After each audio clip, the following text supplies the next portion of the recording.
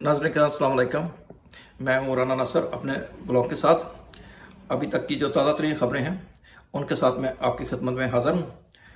तो जनाब, सबसे पहले तो बात करते हैं जनाब कि ताकतवर नवाज शरीफ की।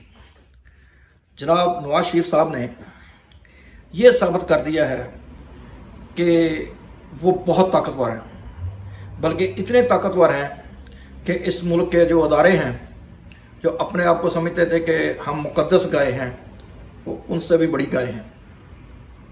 तो जनाब नवाज शरीफ को मोस्ट वेलकम, तशरीफ़ लाइए, इस मुल्क को आगे लेके जाइए।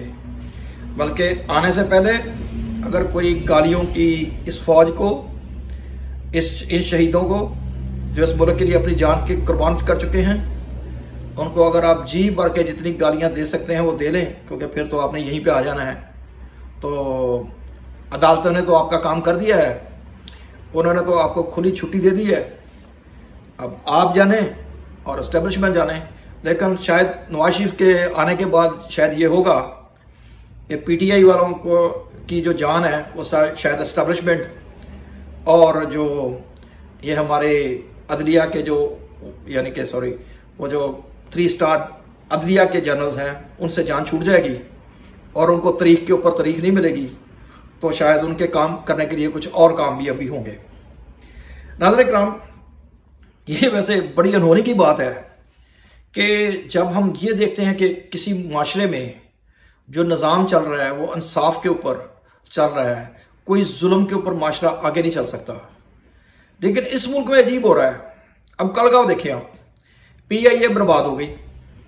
पीआईए की कितनी फ्लाइटें हैं जो मनसूख कर दी गई हैं, क्योंकि वो तो फाइनेंशियल ट्रबल में चले गए हैं।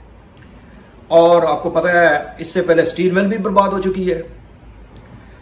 ये कितने हुक्मरान आए हैं गुज़श्ता 40 सालों में, जब से हमने देखा है इन लोगों ने इस मुल्क के लिए किया क्या है, सिवाय इसके कि ये बातों के अलावा और ये कुछ करना नहीं जानते। और छुट्टियों के ऊपर ये आते हैं और छुट्टियां गुजारने के बाद ये किसी ना किसी मुल्क के जो वहां पे पधार जाते हैं। और हम लोग फिर इनके जो ये चलो वो मोटरसाइकिल तो नहीं कहना चाहिए, इनकी जहाज का जो धुआं है वो हमें दूर से नजर आता है कि वो जा रहा है हमारा नवाज शरीफ। अरे आगे चलते हैं। यही आप लोगों का मुकद्दर है, यही इस मुल्क के जो नौजवान है उनका मुकद्दर है। कभी वो पीली टैक्सी के पीछे, तो कभी जनाब वो लैपटॉप के पीछे। खुद नहीं बनाने इसलिए क्योंकि आप आज़ाद हो जाओगे ना, तो उन्होंने आपको आज़ाद नहीं होने देना। तो जनाब ठीक है, ऐसा है तो फिर ऐसा ही चलेगा। लेकिन एक क्वेश्चन है यहाँ पे, बिलियंस डॉलर का क्वेश्चन, वो ये है कि नवाज शरीफ इतना ताकतवर कैसे हो गया कि वो एस्टेब्लिशमेंट को, अभी रिसेंटली उसने तकरीर की, वहां पे उसने जी भर के कोसा जनरल बाजवा को, अदलिया को, आने पीछे जाने वाले जनरल मुशर्रफ को भी उसने ऑलमोस्ट फांसी के फंदे तक तो पहुंचा दिया था।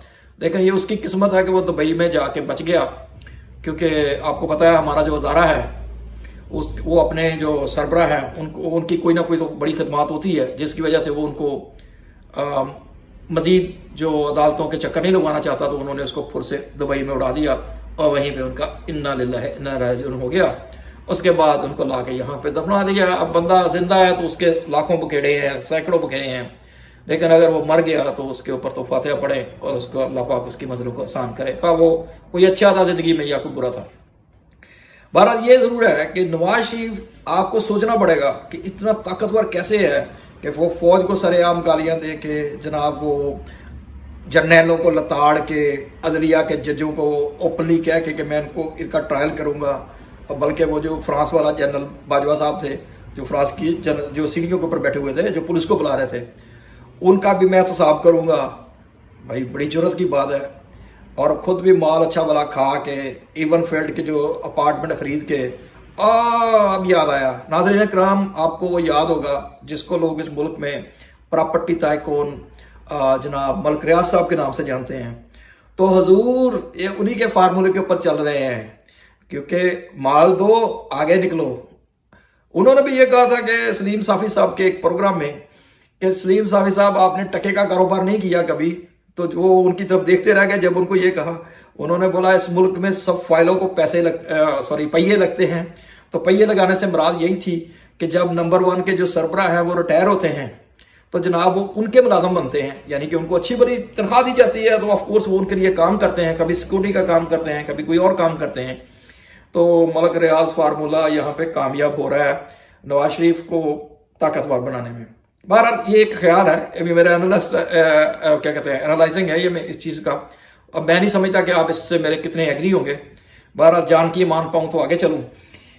जनाब सोचने की बात यह है कि अभी सबसे बड़ा धक्का जो पीटीआई को लगा होगा, वो जो पीटीआई वाले इधर यानी कि जो जनाब उसमें इमरान खान साहब जो अभी जन्नत में नहीं जेल में हैं, तो वो तो जनाब रूल ऑफ लॉ करते करते जेल में चले गए, और जिन्होंने उनको रूल ऑफ लॉ यहाँ पे देना था और यहाँ पे लाना था रूल ऑफ लॉ, वो जनाब उन्हीं के पीछे पड़ गए कि अब उनको 14 साल सजा या उनको सजा फांसी जैसे पहले हो चुकी है, शायद उनका मुकद्दर में भी यही लिख दिया गया हो। लेकिन जो तरीक राहों के ऊपर चलेगा उसमें रोशनी करने की कोशिश करेगा, उसका ये मुकद्दर तो बनेगा। खा वो वर्षा शरीफ हो, कीनिया के जंगलों में उसको मार दिया जाए, या जनाब ये अभी टक्कर का साफी है, ये क्या नाम है इमरान रियाज साहब, इनका जो है वो आप समझते हैं कि क्या हुआ, इनकी जुबान बंदी कर दी गई, अभी किसी और की भी हो गई, और शायद वो कोई और भी अल्लाह ना करे हम भी उसमें शामिल हो जाएं, क्योंकि हम तो इसी मुल्क के लिए हर वक्त दुआ करते हैं। इस मुल्क के जो प्रधान हैं उनके लिए दुआ करते हैं, भाईजान हम तो कमज़ोर हैं, हमें बचाइए, आगे चलिए, अपने मुल्क को बचाइए। बहरहाल अब एक और बड़ी बात है, जनाब काकड़ साहब ने अपनी फोटो तो खिंचवा ली है जाके वहाँ पे चीन के सदर के साथ। अब आपको पता है कि चीन की हमारी जो दोस्ती है वो तो खैर उसका कोई मतबादल नहीं है, तो चीन की भी मेहरबानी और अल्लाह की भी मेहरबानी से अल्लाह ने आपको एक अच्छा मुखलस दोस्त दिया हुआ है, लेकिन आपको अपने जो करतूत हैं वो सही करने की कोशिश करनी चाहिए।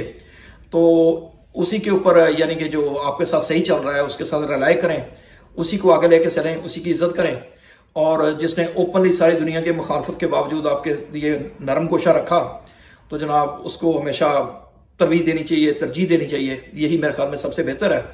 बहरहाल काकड़ साहब वहाँ पे पहुँचे हुए हैं, खुदा करें वो वहाँ पे एक बहुत बड़ी इन्वेस्टमेंट लेके आए इस मुल्क में, इस मुल्क के लोगों की खुशहाली के लिए, तो जनाब कोई बड़ा प्रोग्राम लेके आए। चलो जाते जाते काकड़ साहब भी अपना नाम तारीख में ये लिखवा जाएं कि जनाब मैं कुछ नहीं कर सका था, तो जनाब कम अज कम मैंने ये काम तो कर दिया, यानी कि सी पैक के मुताबिक।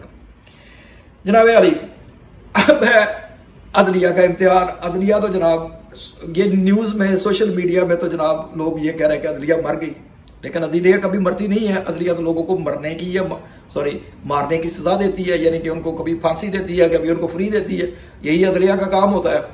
अब हाँ ये है कि असूलों के लिहाज से आप देखें तो जो पाकिस्तान की तारीख में, क्या बल्कि दुनिया की तारीख में, ये नवाज शरीफ के जो रिलीफ दिया गया है वो जनाब ऐसा हुआ कि नवाज शरीफ साहब ने यह भी नाम लिखवा लिया अपना कि उन्होंने तारीख बदल दी कि एक मुजरम को फांसी जमानत दी जा रही है, और बाकी उसी अदलिया ने अब मादल के साथ कहना तो नहीं चाहिए, लेकिन पंजाबी की मिसाल है कि अपना थूका वही आगे।